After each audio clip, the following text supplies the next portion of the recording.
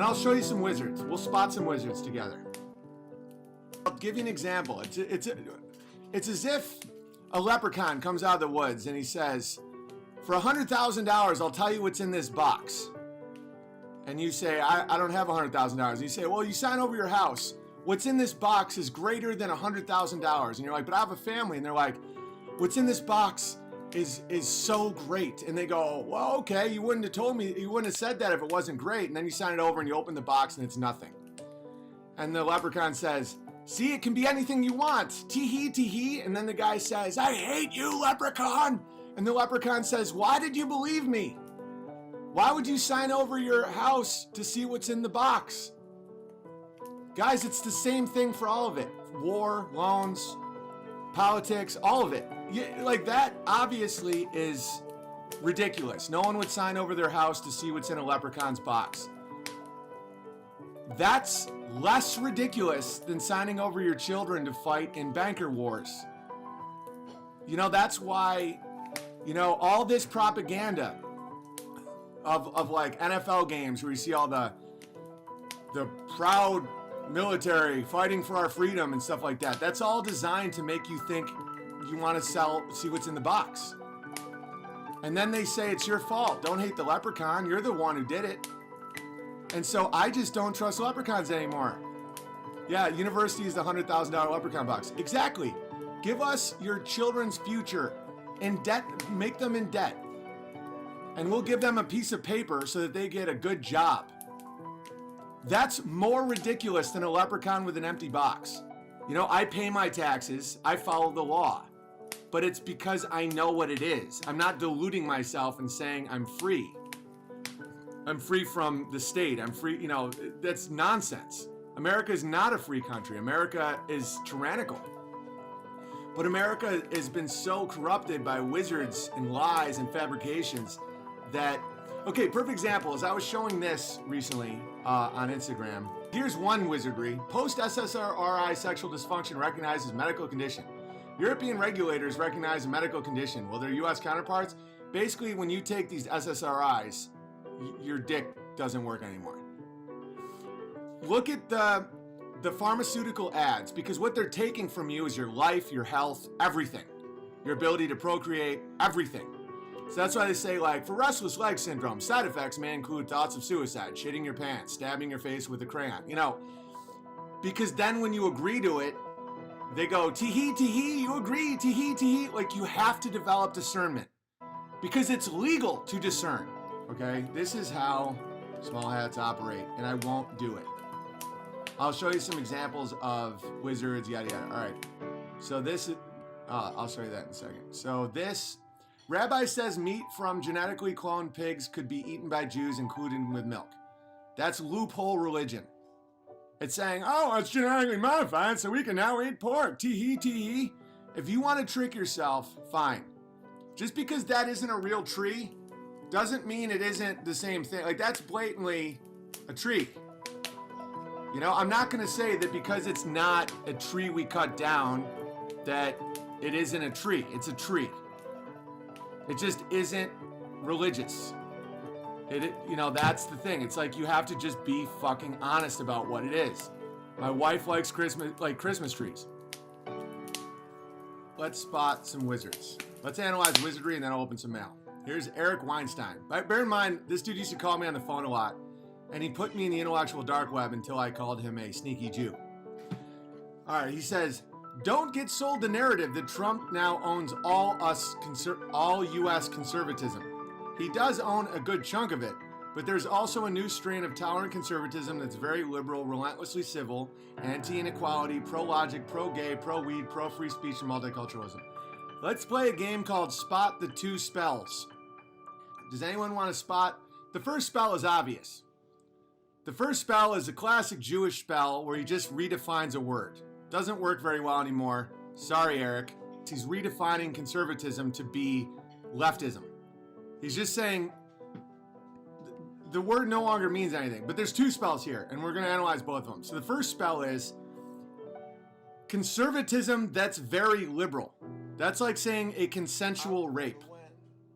That's like saying there's a new brand of heterosexuality that involves putting your penis in a man's asshole until you come over and over again in a bathhouse on amyl nitrates. It's a new strain of heterosexuality called being gay. Okay, so that's obvious that when you read but there's two spells. This is only the first spell. So the first spell is, so anti-inequality means communist, relentlessly civil means lukewarm, pro-logic, that's insane, pro-gay, no, conservatism. The right wing is not pro-homosexuality. It never will be. That's insane. I just watched the Sprite commercial, Eric. It made me want to cry. Pro-weed, I'm pro-legal. I like that weed is legal simply because of CBD oil. I'm against being high. I think people should embrace sobriety. That being said, I think outlawing marijuana is bad because CBD oil helps a lot of people, and there's a lot of healing effects of cannabis. I don't think anyone should ever use marijuana to be intoxicated. All right, but anyway, pro-free speech. Free speech is a lie. You know, it just is. I can do a whole stream on it, and multicultural means open borders. So basically he's saying conservatism is 2013 liberalism. But can you spot the second lie? Can you spot the second lie? Classical liberalism is what I believe in. They mess that up a lot. Then you're a selfish little bitch. Classical liberalism basically means, listen, I don't care if you fuck your own kids, but just stay away from my money. The second is that he's implying that Trump is a conservative. Don't get sold the narrative that Trump now owns all U.S. conservative. Trump is too liberal. The second, he's creating a false binary construct. This is a skill that you have to learn to spot. He's setting up a new false binary, saying you have Trump, which is way too right-wing, and then you have the good right-wing, which is left-wing. Trump is too left-wing. Trump is too open border, too pro-gay. So he's trying to gate. This is a classic gatekeep. It doesn't work at all when you understand how to look through it. He's giving you two options. Broccoli or cauliflower. I'd prefer some gravy. They always divide and conquer. So that's what you don't see. It's like you'll immediately take a side. A false binary is the classic game of the leprechaun. Because it's not just Jews. Look at Glenn Beck and Steven Crowder have teamed up to be a classic 1-2 punch of retardation and lies. Okay, so he's saying, do you want to be like a leftist right-winger? Or like a 2010 Democrat right-winger? And you're like, well, and then bring in Nipples McFlintes. Well, now he'll represent the fringe. No, there's another option that's just what is true. You see how this works? They set up a LARPing game where it's like, oh, Nipples McFlintes, we don't even speak his name. They're still reporting on him, though. He's still in the Drudge Report. He still is being pushed by, Michelle Malkin and all this stuff. They just keep setting up chessboards where every answer is wrong. It's like these are binary constructs that just keep setting you up so that you can't get to the truth. And so that Eric is bribing everyone with weed and sodomy. Right, it don't work anymore, Eric. It really isn't working. Everybody I know, the reason that a lot of people are getting despair, no, yeah, he's totally bribing people. He's like, I'll give you weed, I'll give you anal sex, you can say anything you want, even if it's that you're a pedophile. If you live on your mommy's couch, you'll make the same amount of money as a CEO who invented something awesome. You don't have to pick a side and take any mockery. That's what relentlessly civil means. It means, I don't really have an opinion on rape. He's the devil. He's literally speaking Satanism. But the big trick here is that Trump is the answer. I think Trump's funny, blah, blah, blah. I like him. I hope he gets elected again. But Trump is too left. He's too lukewarm. He doesn't follow through on his promises. He's doing a pretty good job. I don't engage. I used to be all about that shit, but now I know it's all just spells. And so this is a classic 2-punch spell. Look for the first spell, then look for the second spell. And there may be a third spell that if you understand like gematria, you understand, but this dude's a scammer, man. So look at this. So these are Disney kids before and after. And it's not by accident, okay? On the left, you see Britney Spears, Lindsay Lohan, Miley Cyrus, right? This isn't a byproduct. People think that, oh, Disney uses and abuses them and then they end up train wrecks. Becoming a train wreck is the point. So what happens is your children, where's my phone? I actually wrote it. I can just read what I wrote. I'll just paraphrase. Your children see a construct, and that construct is Hannah Montana. Hannah Montana does not exist. That's not a real person. You know, the Bambi image that you saw, the mother get shot, those are drawings. That's not a real mother. And they're evoking these emotions out of you, right? So the kids believe Hannah Montana is their little buddy.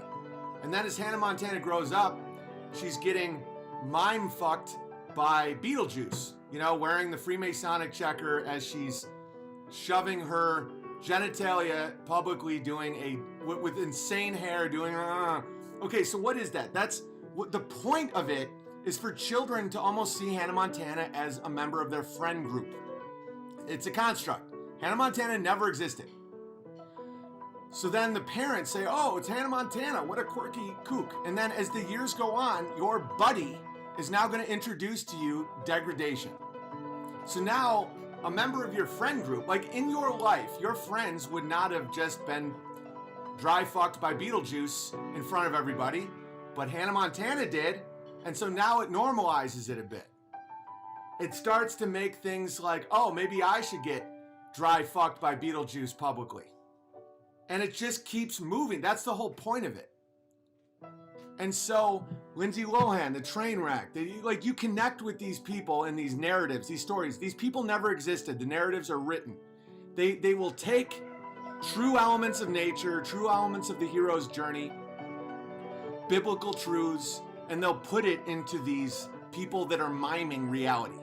And then as they grow up and become disasters, it brings your children with them. And then the devil mouse comes out and says, hey, you shouldn't have let us watch it. And so this is a powerful moment. I posted this and someone said, but how should we know? You know, it was supposed to just be the magical kingdom. Magic is bad. Like, we are supposed to know that Amanda Bynes, yeah, all of them. We're supposed to know that when someone offers you a magical kingdom and a sorcerer named Mickey the Mouse, a vermin, that we're supposed to reject it. Because if you don't reject it, it's on you. My wife had on NFL yesterday, and my son was just walking in and out of the room, and he was sitting there, and I turned it off. I'm like, no. She's like, why? I was like, because the NFL will flash to cheerleaders with their pussies and their asses. I didn't say this out loud, but this is reality. They're dressed where you see everything. And then it'll promote the military, and then the commercials will be absurdly disgusting. The football is fine. Everything else is terrible. And no, my 3-year-old does not consent to that. And in your mind, you're like, oh, it's America's pastime. No, the fuck it isn't. It used to be. It isn't now. 10 years ago, 20 years ago, it was different. They're slowly making it disgusting. Listen to those people when they try and justify it. They're telling you how to beat them spiritually. When they say it's your fault for joining the military, it's your fault for watching their pornos, it's your fault for taking their heroin and their opioids, it's your fault for taking their high interest loans, it's your fault. That's why I don't trust them at all anymore. And then I'm called all these names and they try and browbeat me and they try and say like, oh, you're being racist and bigoted and homophobic. And I'm like, I don't care. My hatred has lessened to a unbelievable degree. Don't go to war for them. Don't take their loans. Don't believe anything they say. They're telling you that if you believe them, it's your fault. So how to spot a wizard. This is important because you will develop hatred if you keep falling for the leprechaun. If the leprechaun says, give me all your gold to see what's in the box, it's the most wondrous thing in the world. And then he shows you the box and then there's nothing in it. And he says, isn't it wondrous? It can be anything you want. It's empty. And you say, damn you, leprechaun! You stole my children's future from me. And he said, no, you agreed. It's about the lie and the truth. And when you have people of the lie, what's that? Jesse Lee Peterson calls it children of the lie. They can exist in all forms. It's basically someone, usually they have a ridiculous hat. Whether it's a tiny hat, whether it's a big boner hat like Mick Bonerstein, the Pope. I'm never calling him the Pope, by the way. He's not my papa. Or, you know, the Shriners have this ridiculous hat, like wizard hat. Like, part of a wizard that they have to do is they have to show you they're a wizard so that you sign on the dotted line. If they don't show you they're a wizard, they're not, for whatever reason, they're not allowed to trick you. So, always watch out for absurd hats.